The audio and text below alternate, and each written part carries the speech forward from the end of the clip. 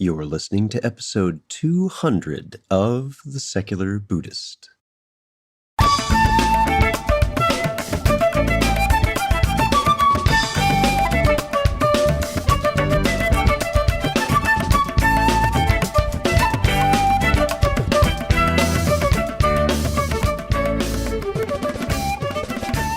Welcome to The Secular Buddhist. I'm Ted Meissner.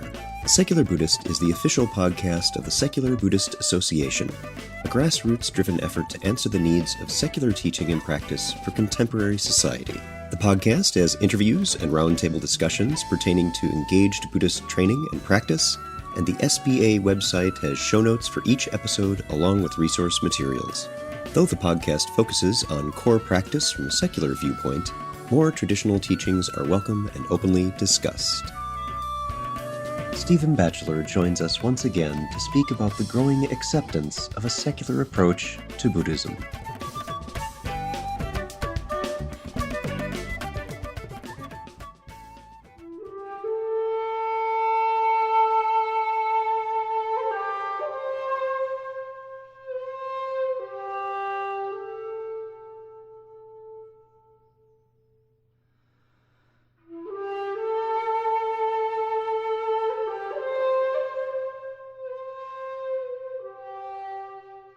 Hi, everyone. Before we get started with today's episode, I want to remind the listeners that we've started a new podcast, which may also interest you. It's called Present Moment, Mindfulness, Practice, and Science, and appears every other week, alternating with The Secular Buddhist. You'll find many of the same guests you've enjoyed and learned from here, as well as new researchers, teachers, and practitioners. You'll find Present Moment in the Science and Medicine section of iTunes in Natural Sciences, or just do an iTunes store search for mindfulness and look in the results in the podcast section. You can also visit the website, presentmomentmindfulness.com. Thanks for checking it out, and if you like what you hear, please feel free to share it with others.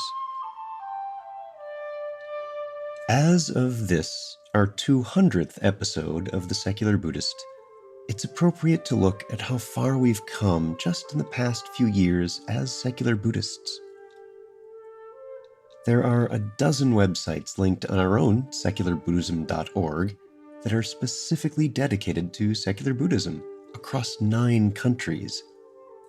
We have over 3,500 regular listeners to this podcast, over 6,000 people registered to participate on the site, and over 8,000 likes on Facebook, with more people joining in the dialogue, even just to listen every day.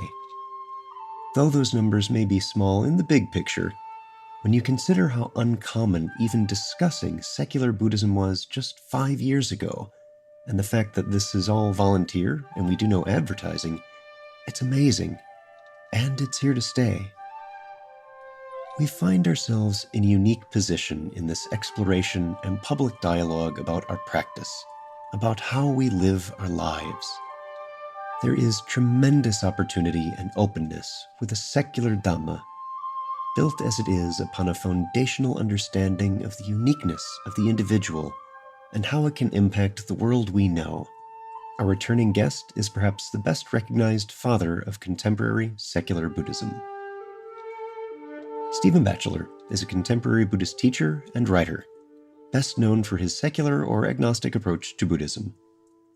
Stephen considers Buddhism to be a constantly evolving culture of awakening, rather than a religious system based on immutable dogmas and beliefs. In particular, he regards the doctrines of karma and rebirth to be features of an ancient Indian civilization and not intrinsic to what the Buddha taught. Buddhism has survived for the past 2,500 years because of its capacity to reinvent itself in accord with the needs of the different societies with which it has creatively interacted throughout its history. As Buddhism encounters modernity, it enters a vital new phase of its development. Through his writings, translations, and teachings, Stephen engages in a critical exploration of Buddhism's role in the modern world, which has earned him both condemnation as a heretic and praise as a reformer. So sit back, relax, and have a nice Earl Grey. And our guest today is Stephen Batchelor. Stephen, welcome back. Thank you, Ted. Very glad to be here. We're going to be talking a bit about some things that have been occurring over the past year or two since we last spoke with you on the podcast for episode 100, this being episode 200. And one of those is an event that occurred in March of 2013, so just shy of a year ago, at the Berry Center for Buddhist Studies. Why don't you tell us a little bit about that? Well, this is a colloquium, and by that I mean an event that was closed. There was no public attendance. It was very generally financed by a not-for-profit in the US. And about 30 of us gathered together last March to basically explore what's going on under the loose rubric of secular Buddhism. And we got academics, we had meditation teachers, we had some scholars, and we just kind of batted around the various themes that fall under, this broad heading. And I found it to be a very, very inspiring event. It was the first time, really, where such a group of people, and again, not just Americans, we have people from Australia, for example, from Europe, from Israel. And it was really an occasion whereby we could sort of get our heads together and perhaps more than anything else, also just to get to know one another. But what became clear quite early on was that not everyone actually was willing to self-identify as a secular Buddhist. And in fact, it struck particularly the non-American members of this group as slightly strange that there was such an issue around the use of the word secular. So that became a topic in itself, and one that I think probably continues to exercise our minds. And I think perhaps for some of the people, there is a kind of a wariness about adopting any kind of label because it almost invariably is seen as a kind of limiting factor. But the other problem is if you don't really self-define yourself, then you really are not, you become invisible. And if you do, as I do, hold a view that I think is fairly, developed and coherent as to what a secular Buddhism might be, I think it is important that whatever our reservations, we are at least willing to declare ourselves as supportive or sympathetic to such an idea, if not formally identifying with it as such. So the conference colloquium, I thought was very good. I suppose in retrospect, one of my disappointments was that relatively few people actually addressed the topic of what a secular Buddhism is. And a number of participants who were working in, there was a number of participants who were involved in psychology, in sciences, in trying to somehow get a better understanding of Buddhism in terms of its effectiveness on the brain, in terms of its use in psychotherapy and so on, which was all very interesting. I enjoyed the presentations, but it somehow again opened up this fault line between those who are trying to articulate what a secular Buddhism might be in its own right, as distinct from, say, traditional Buddhism, and those who seem to think of secular Buddhism as a sort of grab-all term for any kind of approach to Buddhism or Buddhist practice or Buddhist philosophy that sort of comes from a less religious and more secular standpoint, like scientific tests of mindfulness and so on. And that to me is actually two really rather different things. And as a result of that, both Andy Alinsky, who was the co-host, the host really, and the co-director of the event, and I, when we came to look at the presentations and the papers at the end of the day, neither of us felt that we really had a sufficiently strong set of materials that we could put together between the covers of a book, which is a pity because certainly, at least one Buddhist publisher would have been immediately very keen to produce such a book. In other words, there's clearly, I think, an interest in this field. But because of the paucity of papers that explicitly address the issue of secularity, we felt that it was too weak. I suppose we could, if we'd had the time and the energy, have gone out and really got people to work on their papers, or we might even have commissioned some others or invited others to produce something along those lines. That wasn't given everything else we have to do, really a viable option. So we've let that drop for the time being. And I hope that, in the coming years, that event will serve as a kind of I think, a rather significant moment in the emergence of a secular Buddhism. Certainly it was a very explicit public event. Public, I mean, many people gathered together in the same space at the same time. But I think probably the positive thing, and broadly speaking, my sense at the end of the 3 days we spent together was people were extremely enthusiastic about it. And whether or not they call themselves secular Buddhists, there was certainly a very strong feel of a shared interest, shared values, affinities. All of us, I think, are crucially aware of the process of Buddhism coming to terms with modern secular societies. We were certainly going about this process in quite different ways, but all of us, I suspect, did not fully identify with any particular traditional form of Buddhism. And so we shared a kind of homelessness, a lack of any ability to identify as, say, Zen Buddhists or Tibetan Buddhists or whatever. And that, I think, was a very important meeting of minds. And pretty much everyone, and possibly everyone without exception, really, was very much, I think, inspired and possibly empowered by the very fact the meeting took place at all.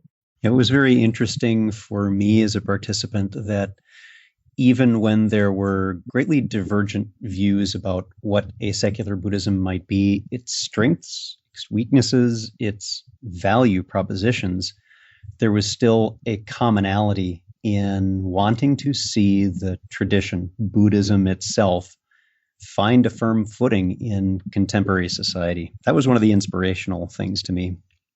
Yeah, I agree. That, I think, was really what held the whole thing together. And I would imagine that all of the individuals in that meeting have now moved forward with their own work in their own domains.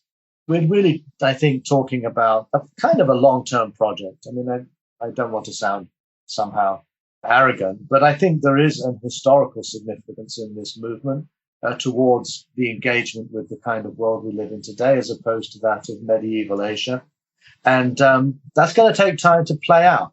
And nobody quite knows where it's going. In fact, funnily enough, on my workshop I led yesterday here in Sydney, someone said, "Where is all of this going, this Buddhism?" And my answer was, it's going where we're going to take it.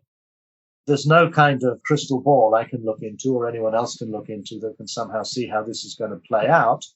But I think, to me, the important point is to recognize the role that each individual, not just teachers and writers and so on, but everybody who tries to practice the Dharma in a non-traditional secular form is, in fact, part of that historical process. And it's their lives and the way their lives are changed and the way their lives impact on others that is going to actually make the difference. I think we're at a very exciting point in Buddhist history. I'm also aware, particularly again through some of my interactions with more conservative Buddhists here in Australia in the last few weeks, there's also a bit of a backlash against secular Buddhism. It's now being used as a term of mild abuse by some traditionalists. And again, I think that's a fairly healthy sign.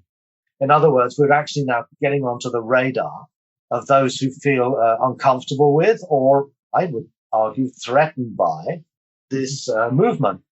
You know, one of the things that seems to come up frequently as a concern, let's say, from more traditional views, is that secular is devoid of any sense of awe or inspiration or that which is sacred, that it is a destabilizing of anything that is moving to us as people in a spiritual sense.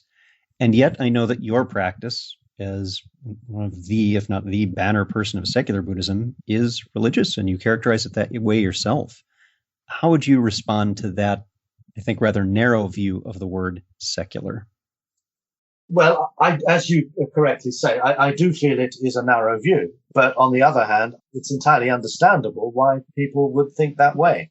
If we look, for example, at how secularity is understood outside of any connection to Buddhism, as a broad movement within European and American and Western history, then clearly one of the elements is that it comes across as being, on the one hand, a rejection of religion, again, without clearly defining exactly what religion means there. And also, it's associated with what Max Weber called a disenchantment with the world. A state of secularization is often seen as a movement away from any sense of wonder or awe or mystery or whatever it might be, and a kind of a retreat into a rather individualistic, rather self-centered kind of life that's basically utilitarian in its outlook and is the kind of mentality that drives consumerism, for example. I fully understand why people would have a problem with the word secular. Now, on the other hand, though, we have to remember that any term we use is not fixed in its meaning for eternity. And I would like to think of secular as a word that we're working with, and we're also working to somehow transform it. I have no difficulty personally with speaking of a secular religion. I don't see the terms as opposed to one another.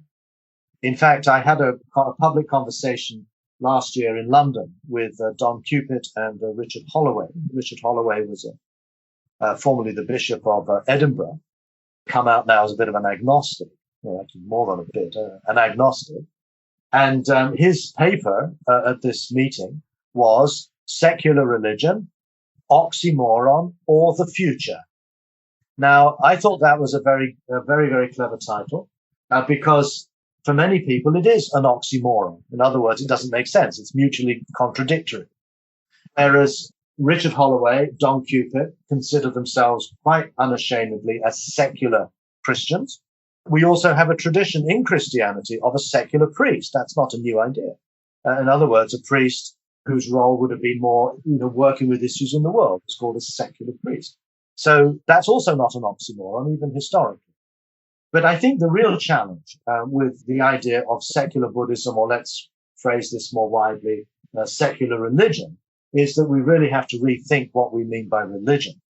And the problem, I think, is that religion is often understood as simply a generic term referring to particular sorts of institutions, rituals, orthodox and dogmatic beliefs, hierarchies of priests as opposed to laity, and so on.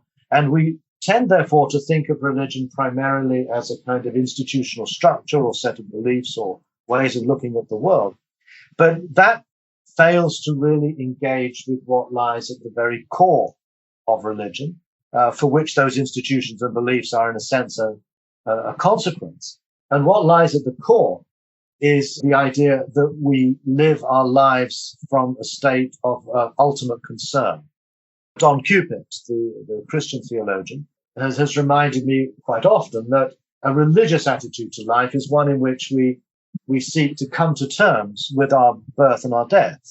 We seek to reconcile ourselves with the condition of being a mortal human being in a complex and transient environment.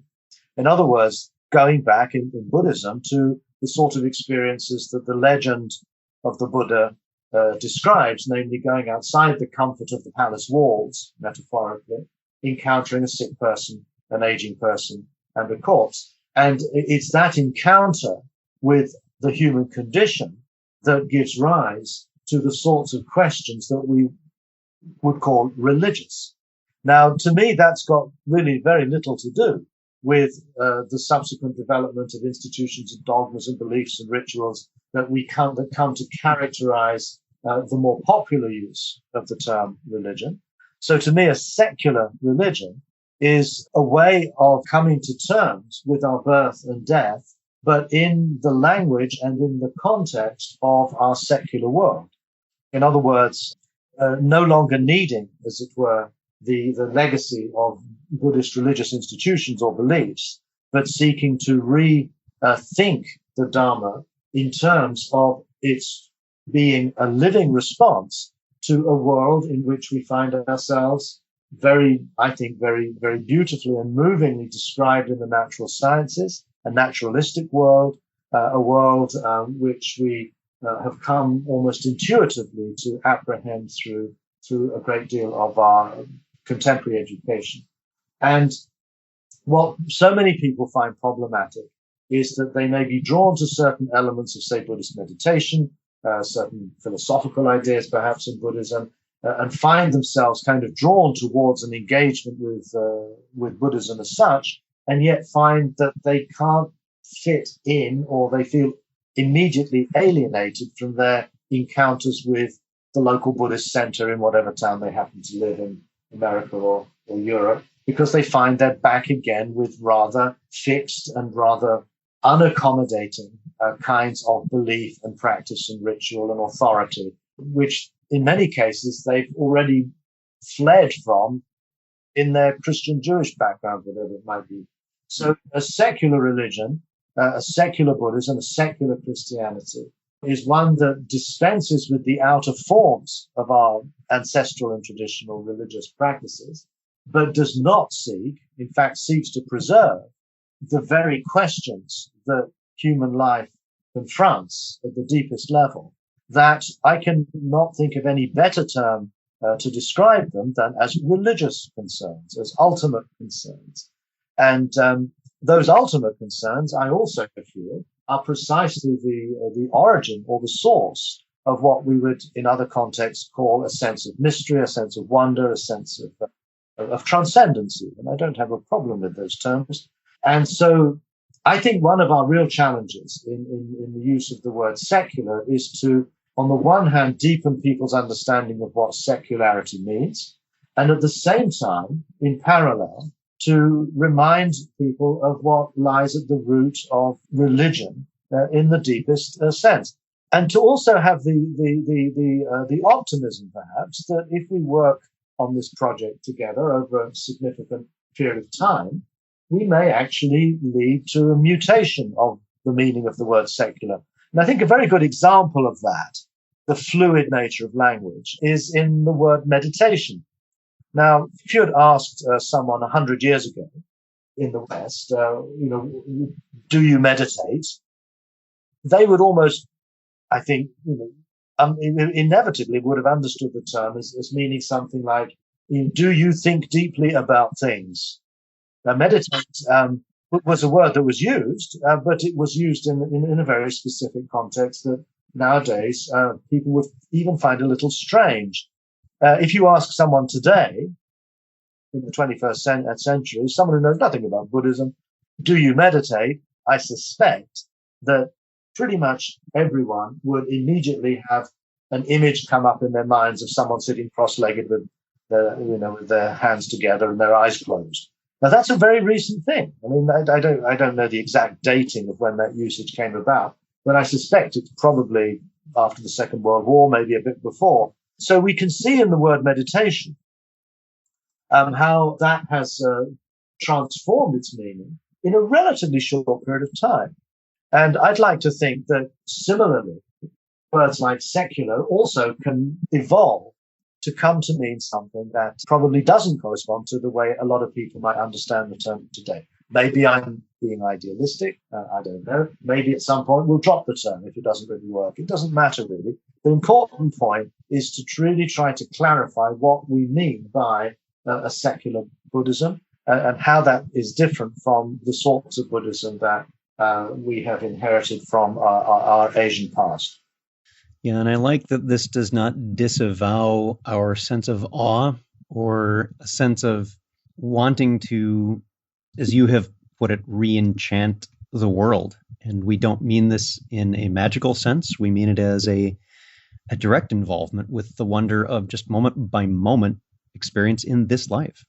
Exactly. You see, I would even go so far as to say that in certain respects, the more traditional religious view of Buddhism inhibits that kind of relationship because we are invested in certain metaphysical beliefs. Perhaps the exception there is the Zen tradition, which does explicitly lay emphasis on the primacy of questioning, of uncertainty, of just sort of unconditional openness. But to me, a secular approach to Buddhism is one that in some ways, I feel, possibly optimizes that sense of unknowing, that sense of mystery, for the simple reason that we're wary of and suspicious of these grand metaphysical claims to have the presumption, really, to know how the universe works. The whole karma rebirth story is in some ways a claim to say this is how the world works, this is how the universe works. And if you follow our Buddhist practice, then we will liberate you from the cycle of birth and death. Now, that whole metaphysics is in some ways a kind of, it occludes the fact that life is fundamentally mysterious. It's saying that no, life isn't fundamentally mysterious. It works according to the law of karma and rebirth. And so you could argue, and I have certainly experienced this in discussions I've had with people who do believe such things, that they kind of retreat into a rather non-mysterious sense of the world, a world that is more concerned to uphold certain beliefs and views than it is to actually recognize that fundamentally we do not know what's going on. And it's that fundamental sense of perplexity or inquiry that is, for me, at the very heart of the experience of what is sometimes called the sublime, the experience of something that stops the mind, that somehow transcends or goes beyond what we can conceptually apprehend, and evokes in a very visceral way a deep sense of wonder and awe. I would suggest that sense of having all the answers, which a hierarchical, formal, organizational structure kind of religion offers. We have the answers, here they are, diffuses one's even interest in having that sense of openness and curiosity about what is this, as we say in the Zen tradition. Yeah, I agree. And one of the reasons I was drawn to Zen practice after a number of years training as a Tibetan Buddhist monk was precisely that. I felt that the kinds of certainty that the Tibetan tradition I was training in was seeking to inculcate within me through reason and logic and debate and study and so on, was actually taking me further and further away from the very impulses and yearnings that brought me to Buddhism in the first place. And I think one of the beauties of the Zen tradition is that it returns us repeatedly and sometimes rather forcefully to confront those primary questions, to remind ourselves that what matters is not what is the highest teaching of the Buddha, but to pay attention to the cypress tree in the courtyard, which is a classic example, of course. But I find that very, very powerful. I think it's also, in a way, a deeply secular approach. In other words, it's turning away from religious certainty about something that we can probably never know for sure, something out beyond this life or prior to this life, and is focusing our attention back to the immediate, the everyday, the tree in the courtyard, the 3 pounds of flax, cake. And this is a theme that runs through particularly the Tang dynasty koans that is, to me, deeply secular. In fact, it's for religious people, encountering Zen for the first time is often a little bit shocking, a little bit unsettling, because it's not providing you with the standard consolations of religion. I think that it has in itself a wonderful way of re-engaging moment by moment with what's before us so that we can celebrate with a sense of awe and wonder that simply being present to what's here, that secularity, as you and I would call it, again, not being at all in contrast, in fact, being quite supportive of what others might call a religious experience. And what we've seen as institutions, maybe they take away from that a bit because their focus is on escaping from this very moment to a supernatural, different existence. I agree. I think that's very much the point. It forces us to rethink the origins of the Buddhist tradition itself. It's not just in Zen we find intimations of a secular approach.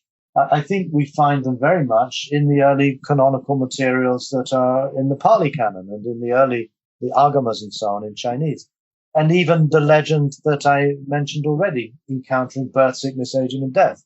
This is basically an encounter with the existential condition of the secular existence we have. And I can only understand the Buddha's enlightenment or awakening, which I prefer to say, as a profound response to the condition of being born and having to die.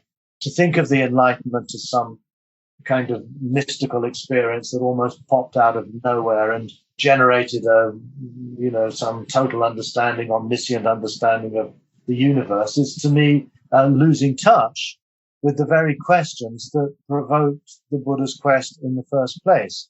So I think going back to beginnings is very much a characteristic of a secular Buddhist approach, understanding better the historical conditions under which the Buddha lived, understanding better what was really different in his teaching as opposed to, say, Jainism or Hinduism. Also recovering a practice like that of mindfulness that is really attending just to the phenomenal world. It's not seeking to somehow break through to some ultimate truth that lies hidden behind the phenomenal world, which is so often the language of mysticism, both in Buddhism and in other traditions. And again, we think of people like Wittgenstein, who also uses, for him, he says the mystical is not how the world is, but that it is. And that's again coming from someone who I think was a deeply religious person in many ways, Wittgenstein, but someone who really didn't have any truck with the institutions of religion that he would have been familiar with from his own upbringing and so on. And I think the same is true of a number of leading philosophers of our time, that they certainly are engaged with the sheer wonder that there is anything at all rather than nothing, but do not then feel any need to a full traditional religious answer to engaging with that question. In October of 2013, you returned to South Korea after 30 years of being away. Tell us a bit about that experience. Yeah, last October 2013, Martine and I returned to South Korea. This was the first time that I had been back for nearly 30 years. When I left South Korea in 1985, it was a pretty poor country. It was a military dictatorship, and it was trying to recover from, 50 years of Japanese occupation and then the terrible crisis of the Korean War in the early 50s. And the place had been devastated, basically. And as we now know, Korea in the interim in these past 30 years has become a very successful, very flourishing democratic society and one of the most powerful economies in the world. Anyone who has a Samsung phone will know about this. One of the things that struck me was also how the Korean Buddhists were becoming much more interested in other forms of Buddhism and so on. They were diversifying more, which suggested also, I think, a certain insecurity around their own tradition. And I wonder if this was not also a consequence of a society which is coming very rapidly into its encounter with modernity. Other factors that were very striking were how Korea has become one of the world's countries with the highest suicide rates. I mean, very, very large numbers of often young people killing themselves. And one wonders if this too is not a consequence of modernization or, again, we might use this word, secularization. One of the things that the Korean temples are now instituting is a program called Temple Stay. And this is a very conscious attempt. It's even subsidized by the government to build retreat facilities in the grounds of the traditional temples and to offer courses of 1 or 2 days where this is not aimed at Buddhists, it's aimed at all Koreans to come and just get some peace and quiet and enjoy the temple life, do a bit of meditation, do some bowing, eat out of vegetarian food out of bowls. And although certainly, this does seem to, it's very popular. It certainly seems to help people deal with issues in their lives. And even a certain percentage of them also then subsequently become more interested in Buddhism. But to me, it really illustrated how in Korea, at least, and I wouldn't be surprised if this is also going on in other traditional Asian societies, where there is a gradual secularization of Buddhism itself. Another example of that is how many of these larger temples in Korea, larger monasteries, are basically being co-opted into the heritage industry or the leisure industry. People go there to go on nice hikes in the hills behind the monastery or admire the buildings and so on. And yet, as this process continues, one feels that the real religious heart of the tradition is somehow is perhaps being lost a bit. And I know that many of the more reflective and concerned monks and nuns we spoke to are rather worried, really, in these current developments. But what it made me think about a great deal was how the secularization of Buddhism, in other words, the Buddhist traditions that we know from Asia becoming modified and transformed into increasingly secular institutions, that this is something quite different from what I would understand to be the goals of a secular Buddhism. I don't think of secular Buddhism, therefore, as a kind of modification or adaptation of a traditional Buddhist tradition. I don't see secular Buddhism as the modification or the adaptation of a traditional form of Buddhism, but rather an attempt to actually go back to the very basics of the Buddhist lineages in a way and start again almost to sort of try to rethink the Dharma from the ground up.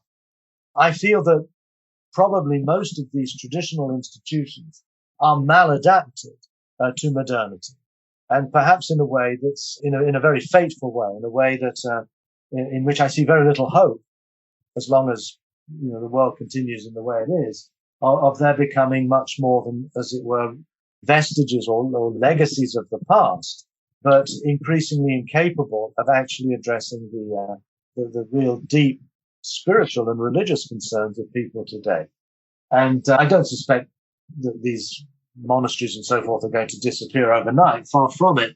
But I wonder whether they will be really capable of finding a discourse and a practice and a vision that speaks to the conditions of people nowadays educated in Western-style universities who are engaged in the modern economic world in which we live. I really wonder whether they will be able to rise to that task, given the kind of historical baggage they are obliged to carry. And to me, this was a bit of a wake-up call, really. On the one hand, I recovered, in a sense, my deep affinity with the traditional form of Korean Buddhism. I had no problem going to the services in the morning and bowing before the Buddha. Martin often said to me on these occasions, if only your secular Buddhist friends could see you now, banging his head on the ground and all these things. But I don't find that a contradiction. I really did feel a very strong affinity with the tradition of the Chogye Jong, the order in which I trained. But at the same time, I also realized that it was an institution that was struggling to really come to terms with the sort of world we live in now. And I don't think I was alone. I think many of the monks felt this same unease, really. And this I found was a very poignant experience, one that really reinforced my conviction that we do need to evolve a Buddhist language, a Buddhist practice, a Buddhist culture that is not coming out of traditional Buddhism at all, but is going back to the earliest sources and trying to, in a sense, imagine what the Dharma could be in the kind of modernity or post-modernity that we're currently facing. And another thought that struck me during this trip was that I realized I was, in a sense, just as interested in a secular Buddhism as I was in a Buddhist secularity.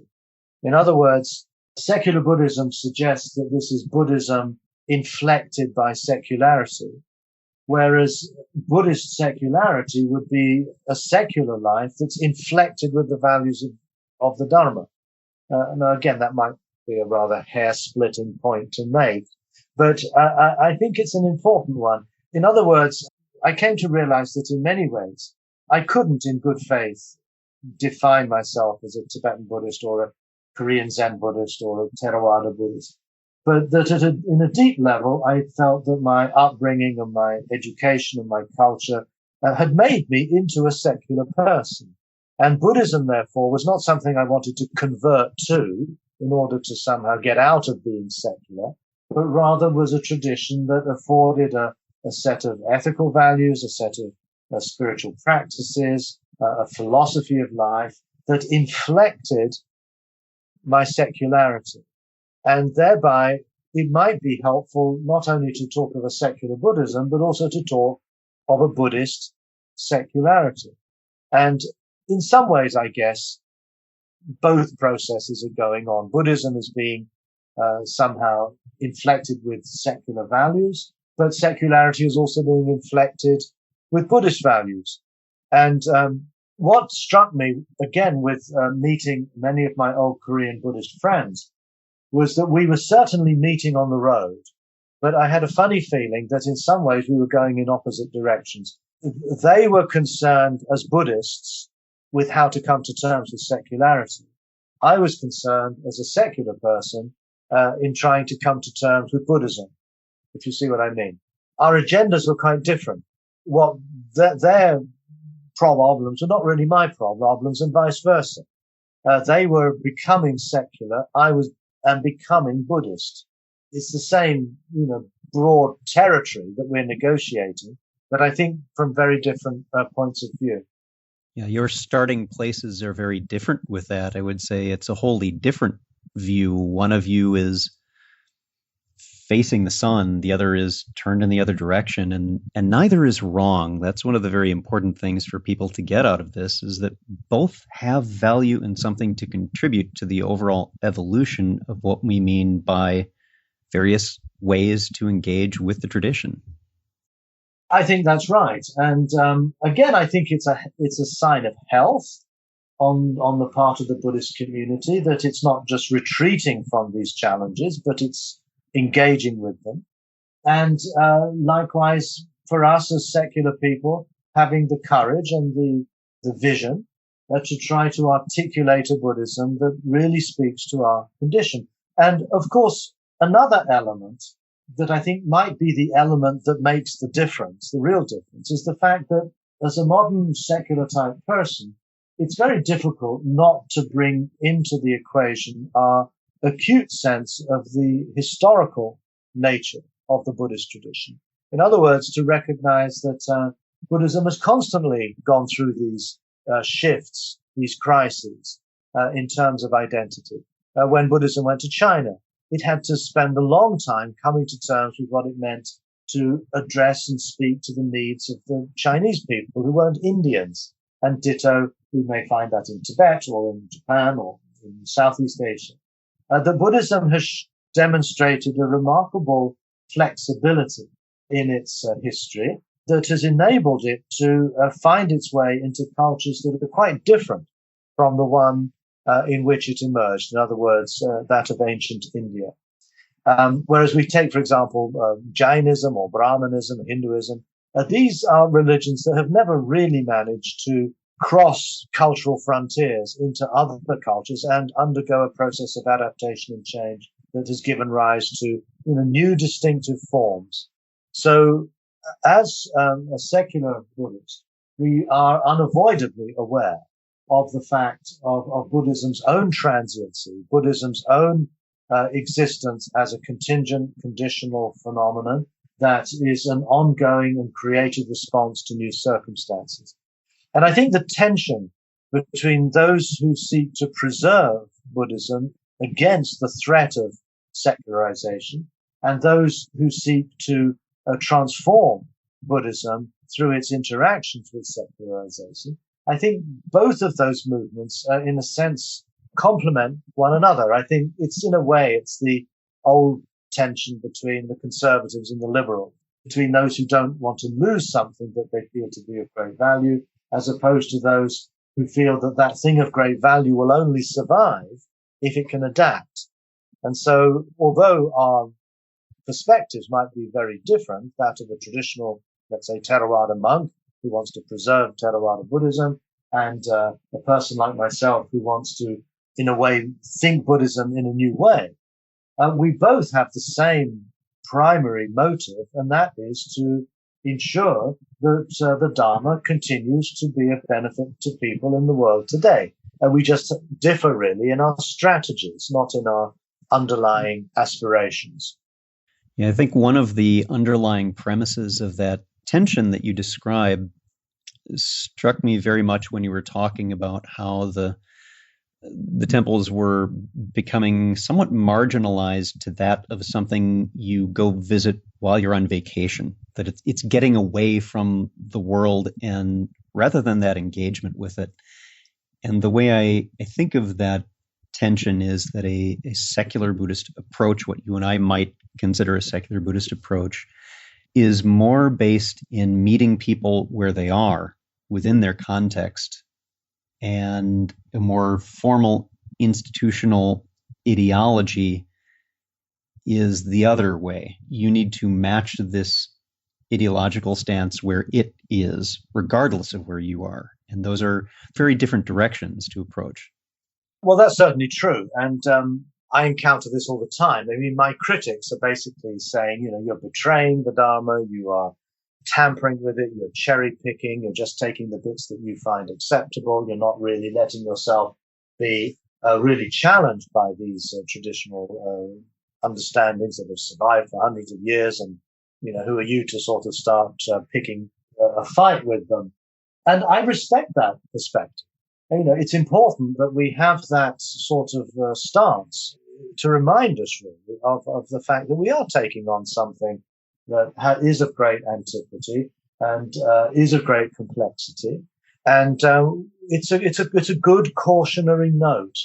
But at the same time, I think that each new generation of people who identify themselves as Buddhists also has a duty, an obligation perhaps, to respond to the actual conditions of the world as they are today, and to seek to embody your compassion and your wisdom in ways that really bring these traditional values into the kind of realities that people experience in their everyday lives. I think this will continue, and I think it's a healthy continuation. It often, gets a bit fissive. It gets a bit, people get very worked up about some of these issues. And I'm actually often rather surprised when I hear, usually secondhand, that a particular Tibetan Lama or some Theravada monk has recently been horrified by what I've been writing or saying. And one part of me is somehow disappointed by that, because it's rather a retreat from engagement. It's a retreat from actually addressing me personally, or looking at my books. In fact, many of my critics probably haven't even read my books. I think that's often the case. So again, there's a there's an element of religiosity there, which I find, particularly difficult to deal with, and that is a kind of a sort of sticking your heels in, a kind of opinionatedness, a unalterable conviction that you are right, and this is what in other contexts we call dogmatism, fanaticism, and so forth and so on. And again, it's a good cautionary note, but I have to be careful. I think we all have to be careful that we don't slip into a kind of neo-orthodoxy or another kind of dogmatism. I can hear the dogmatic note in my own voice at times when I'm teaching. And, fortunately, I tend to get audiences who are willing to point that out. And I'm grateful for that. But so, we're operating in a very slippery kind of zone in a way. We don't know what the future is holding. We don't know how, effective our approach will be. And we also need to be aware that we might be losing something. But that's, I think, just a statement of honesty. At the root, though, I feel that all of us who engage in the Dharma need to keep coming back to how we can live most effectively in terms of expressing our compassion and our understanding in ways that are speaking to the condition of people today. I just get too many people coming on our retreats or attending talks or writing to me through email who are, in a sense, in a state of despair. They've drawn to Buddhism, but turned off by the Buddhism they actually encounter in the books, in the institutions, in the traditions. They get told frequently that if you don't believe, for example, in reincarnation, you cannot be a Buddhist. In fact, a senior Theravada monk here in Australia has declared quite explicitly that Stephen Batchelor is not a Buddhist because he doesn't believe in reincarnation. I find that very offensive, personally. I can understand where he's coming from, but I think it's the sort of attitude that leads to a sort of exclusivism, a sort of division within the community, rather than, being able to see the larger historical picture of what is going on and understanding how Buddhism is constantly evolving in an adaptive way. So to try to envisage and to try to encourage a more inclusive approach, whereby we see what we have in common as primary rather than what it is that we disagree about.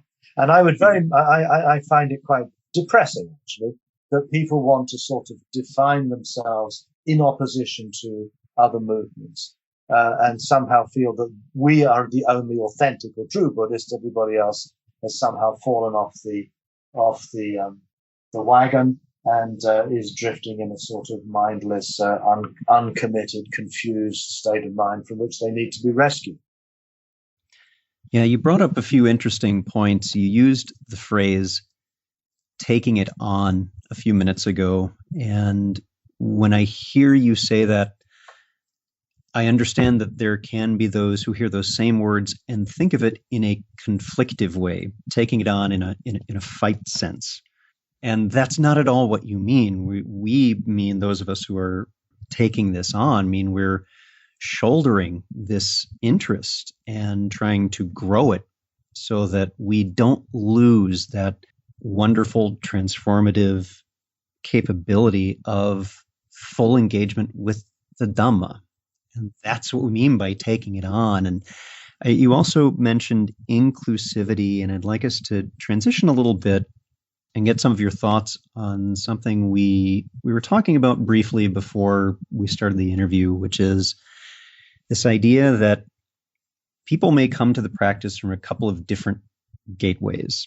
They may go to a Buddhist center, a formal Buddhist center, and there are lots of them in different cities across the world. And they're interested in meditation, but as you mentioned in your example, they don't quite gel with the Buddhism, the institution that they run across, and that chases them away. And we see that happen every week at various centers here in the Twin Cities, for example. And then there are folks who come to this not through a Dhamma door, but who come to this through a mindfulness program or an MBSR program or a therapy or something like that, where there is no Buddhism explicitly involved with it, and they want to continue their practice after their program, which has a finite start and a duration, and then it finishes after a few weeks.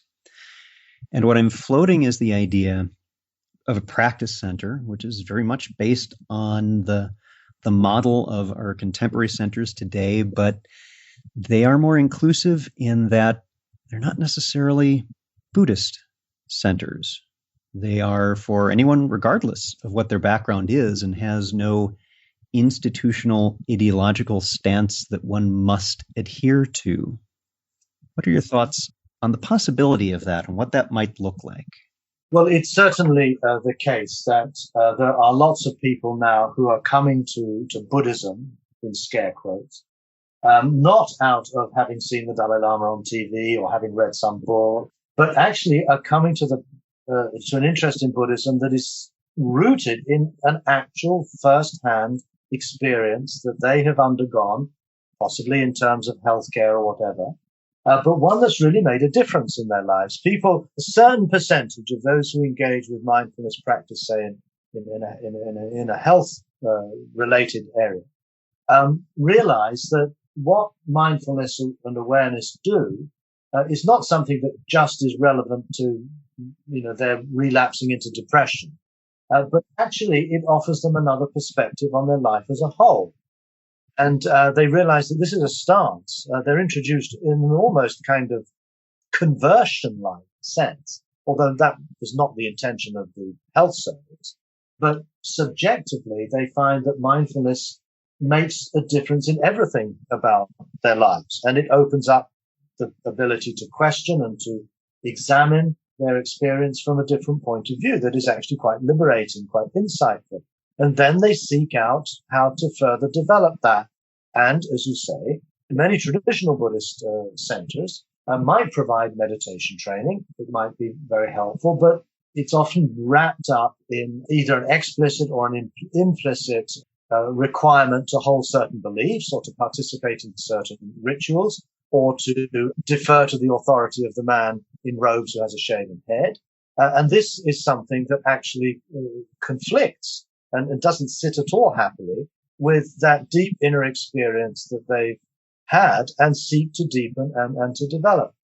And I think you're probably right. I think at some point we need to really address that need by creating public spaces, whether it's a rented village hall or whatever, that people can feel that they can pursue their practice, but independently of having anything to do with the organized hierarchical forms of Buddhism. I think this is perhaps one of the great challenges of the secular Buddhist community. I can see the attraction of dropping the word Buddhism altogether and just making it into a meditation center, and that might in fact be a very good way to go. But at a certain point, what people find who are coming from the sort of backgrounds we've described is that what they're looking for is not just an opportunity to do more meditation on a regular basis. They're also seeking, again, I think this emerges organically out of their inner experience. It gives rise to certain ethical questions. It gives rise to certain philosophical questions. It gives rise to questions about meaning and purpose and value. It gives rise to questions about what is my life about? And I think just to provide a space for doing meditation is not in itself going to address those questions. It'll just sort of defer them, perhaps. And maybe for a while it'll be fine. But the reality is that when you have had a life-transforming experience, let's say through doing mindfulness practice, that's going to then bring you into a set of questions and concerns that mindfulness alone is not going to be able to address. And so as a secular Buddhist response to this concern, I think we do need to hold on to the word Buddhist. I think we need to be more explicit as to what we mean by a secular Buddhism to make it very clear from the outset that this is not just Asian Buddhism in disguise. I mean, I think, again, a lot of the traditional Buddhist schools, even Tibetan Buddhist traditions that traditionally don't have a great deal to do with mindfulness, are using mindfulness now as a kind of a sort of an entry procedure into their real form of Buddhism. And again, I think people are not stupid. Some might find that a viable way to go, but a lot will feel that they're being somehow duped and tricked, being put off their guard. And then suddenly you're back into the old story of hierarchies and authoritarianism and dogma. Mm-hmm. So secular Buddhism, I think, is really faced now with an important challenge to create spaces, public spaces, in which people can further and develop their mindfulness practices, but in a context that comes from a deeper understanding of Buddhist ethics, of Buddhist philosophy, of Buddhist contemplative practice, of Buddhist culture, we might even say. And I don't think we should be shy or hesitant about using the word Buddhist. This is a challenge because for some people, Buddhist is just by definition a turn-off, in which case, we won't perhaps be able to fulfill everybody's interest. But what I think our challenge, perhaps, at root is to find ways of doing for Buddhist ethics and Buddhist philosophy and Buddhist psychology what John Kabat-Zinn and others have done for Buddhist mindfulness practice. In other words, I think we need to find ways of articulating a coherent and rigorous philosophical and ethical dimension to these people in a way that's divorced from the dogmas of Buddhism, but is rooted in Buddhist canonical tradition. And that, to me, would be the emergence of a secular Buddhism that's not just theoretical, but is actually addressing people's felt needs who come from the mindfulness background. To me, the mindfulness movement is an extraordinary historical development. Of course, I can criticize it like many others do, that it's superficial, that it misses the point, there's no ethics and so on. But I think instead of just reverting back to Buddhist norms and traditions as a means to recover those elements, I think we need to have the courage and also the imagination to rethink what a public environment would be that would support these people in their meditation, but also bring them into a more reflective, into a more lucid understanding of the world and themselves that is deeply rooted in Buddhist tradition, but is not hampered by the rather restrictive views of a great deal of Buddhist dogma. Stephen, you're also working on a manuscript which your readers will love hearing about, a book that will be coming out in the future. It's not quite there yet. Do you want to take just a moment to describe what that is about? Yeah, I recently signed a contract with Yale University Press to write a book that in some ways will be a sort of summation and synthesis of many of the ideas that I've explored, particularly since the book Buddhism Without Beliefs. So what I'm writing is actually going to be quite a relatively more scholarly tome than my usual work. Again, Yale University Press is not a commercial press like Random House or Penguin. And it will be a text, therefore, that will be peer reviewed by Buddhist scholars and so forth. But what I'm trying to do is to try to sketch or describe in probably about 300 pages a coherent and detailed understanding of a Buddhist philosophy, a Buddhist ethic, a Buddhist practice that is rooted in early canonical materials, and yet, but at the same time, is completely leaving behind the cosmology and the belief systems of ancient India and much of the hierarchical authoritarian power structures that characterize Buddhist institutions. So I'll be doing two things in this book. I'll be developing these ideas in hopefully a comprehensive way, and I'll also be revisiting the world of the Buddha's time. And I'm not going to be doing another biography of the Buddha, but I'm going to try to understand the Buddha through describing in detail the lives of 5 of his intimates, 5 people with whom he was closely involved in his life, most of whom were lay people.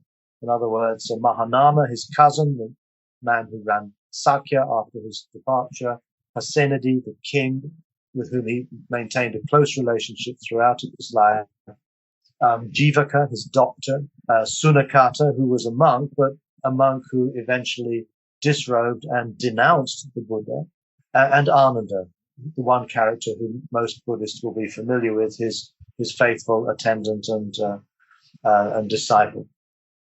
And so I'm hoping in sketching these people's lives to illustrate some of the core values and practices of the Dharma by seeing how they're instantiated in the lives of these often quite the people of the world, really secular people, and at the same time allowing us to somehow get a reflected image of this extraordinary man called Siddhartha Gautama through encountering him through his encounters with these other people.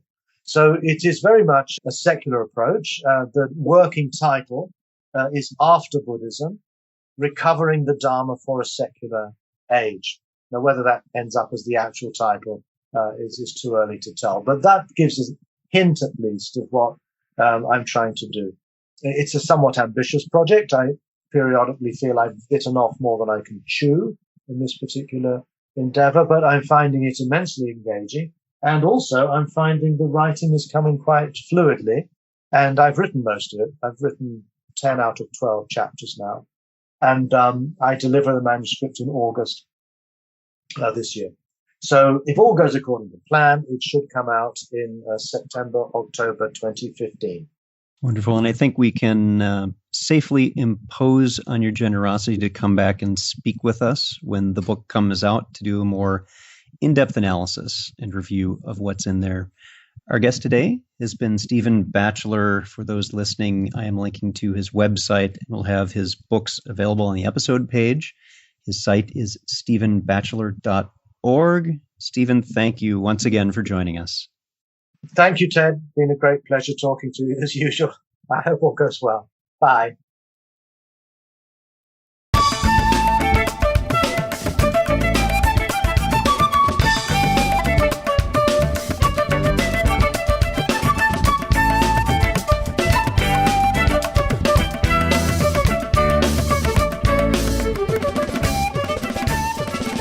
Thanks for listening. If you'd like to learn more about something you've heard in today's podcast, please come visit the SBA website at secularbuddhism.org, and you'll find an entire webpage devoted to this and every episode. Discussion about this episode can be found on the episode page itself, along with show notes. The music for The Secular Buddhist is used by permission from John Kaizan Neptune's CD, Steps in Time. Additional music is provided courtesy of Monte Levinson of Taihei Shakuhachi and Rodrigo Rodriguez. Their websites are also linked on the SBA site on the About Podcast Music page. Until next time, remember, every moment you have a choice. Make it the best you can. See you next time on The Secular Buddhist.